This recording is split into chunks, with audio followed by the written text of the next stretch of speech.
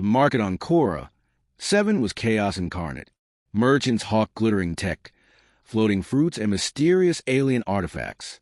Dusty red winds swept across the stalls, carrying the scent of spiced protein and ionized metal. Captain Jonah Hayes, had landed on Korra 7 for supplies and a short respite from the Frontier Patrol. I wasn't expecting an interstellar barter incident involving a family of aliens and a human's lunch. But that's exactly what happened. The plea. I held a loaf of hot, crusty bread, the kind humans still baked in zero-gravity kitchens for nostalgic reasons. It smelled like home. Then a small figure zipped across the dusty market and planted herself in front of me. She was tiny, barely 3 feet tall, with emerald green skin, multiple delicate arms, and eyes that shone like molten amber. Her antennae twitched with agitation. "My doll for your bread, human, please," she cried, holding a crudely crafted humanoid doll in her 6-fingered hands. I froze. "Wait, what?" She stomped her clawed feet. "Bread. Give me your bread. Sister is eating grass behind you." I turned slowly. Sure enough, behind me, a larger version of the same creature, tall, gangly, and entirely focused on chewing the dry, wiry grass of the marketplace, glanced up with pleading eyes. I blinked.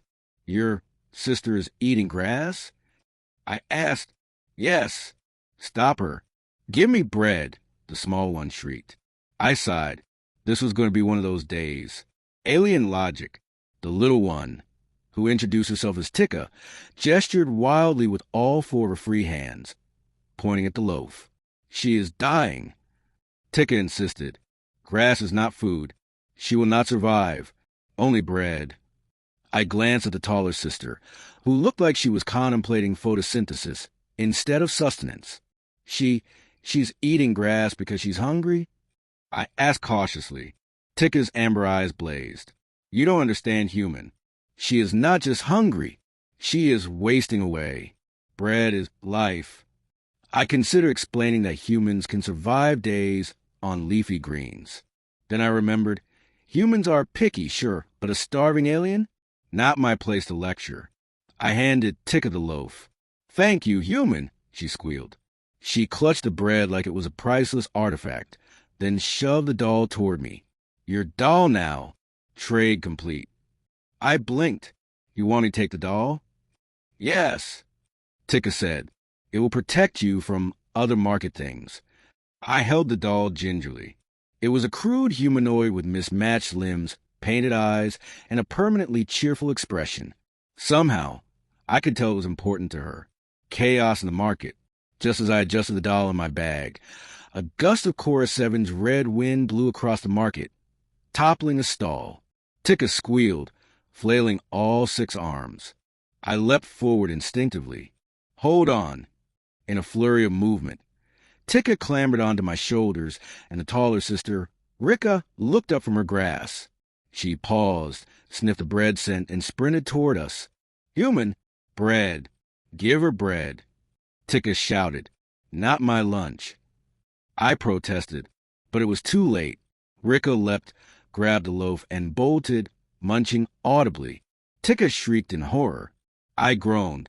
Humans were supposed to be the apex of intelligence. And yet here I was, outsmarted by 2 green aliens over a single loaf of bread. The negotiation. I dropped to my knees. "All right, listen. You want bread. You want the doll. I'm willing to negotiate. Calm down." Tikka waved all her arms in frustration. "Negotiation is not the way. Human. She is dying. Feed her." I sighed. Okay. 1 bread, 1 doll peace treaty." Tikka glowed faintly in agreement, a sign of Ziran emotion. I had noticed a similarity to the Ziran species in my previous encounters. Rika paused, chewing slowly, then blinked up at me with enormous eyes. Something about the tilt of her head reminded me of a giant, worried dog. I held up the doll. "Here, this will protect her while I fetch more bread." Tikka grasped it and beamed. "Human, you are wise. Protector of the weak. Friend of sisters." I muttered under my breath. "I just wanted lunch." The human advantage. While I hurried to the nearby vendor for a second loaf, I reflected. Humans had a unique advantage in situations like this. We weren't the strongest. We weren't the fastest. But our ability to adapt, reason, and improvise gave us a tactical edge in alien encounters. Here, two aliens, frantic, hungry, and irrational, were reacting to survival instincts. I had leverage, empathy, a calm demeanor, and slightly superior manual dexterity. I grabbed a fresh loaf. Thinking quickly, humans survive by thinking 3 steps ahead. I didn't know how this would play out, but I was willing to try. I returned to Tika and Rika. Tika waved her hands in a kind of alien semaphore, signaling the emergency level of her sister's situation. Rika sniffed the air again, staring at the bread like it was ambrosia. I held it just out of reach. Slowly, I instructed. You get 1 bite, then you sit. Tika nodded vigorously, gesturing encouragement. The first bite of bread was transformative. Rika's eyes brightened. Her posture straightened.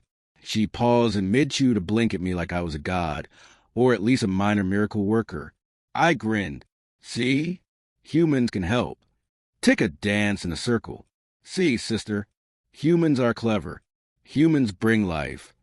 I muttered, I prefer my heroics without the dancing. The HFY moment. Once the emergency was averted, Tika explained the stakes. Their species, a Glorvani, was communal, deeply attached to family bonds. When one sibling suffered, the others panicked.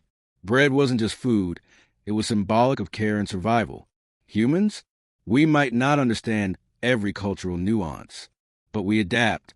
We make do. We improvise.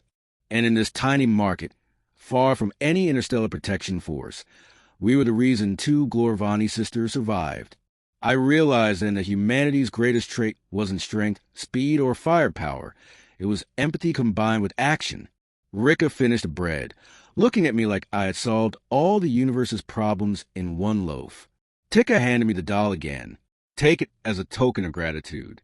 You are human of exceptional courage. Protector of sisters. I raised an eyebrow. You mean I didn't just save a sandwich? No, Tika said firmly. You save hope. I nodded slowly. Somehow that felt right. A lasting friendship.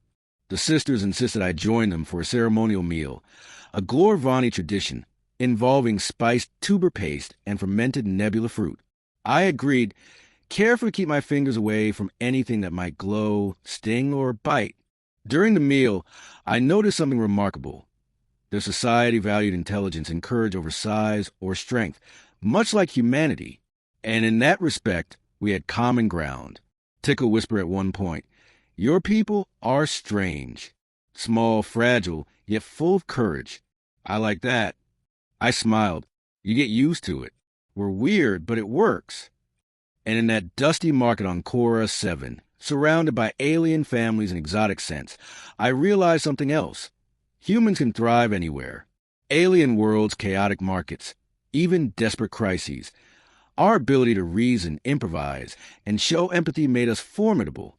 Not just soldiers, not just traders, survivors, helpers, friends. And maybe, just maybe, that was the true legacy of humanity. Closing moment. As I prepared to leave the market, Tika ran up to me, doll in hand. Wait, she cried. Human, friend, protector, remember us. I ruffled her tiny head, careful not to crush the antennae. I won't forget. And keep your sister from eating random grass next time, okay? She giggled. Human humor? Yes. Lesson learned.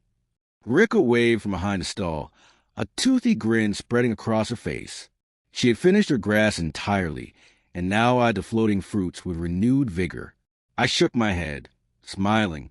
Humanity's place in the galaxy wasn't just conquest or exploration. It was moments like this. Small acts of courage, empathy, and cleverness that could change lives. And in that dusty alien market, I had done exactly that.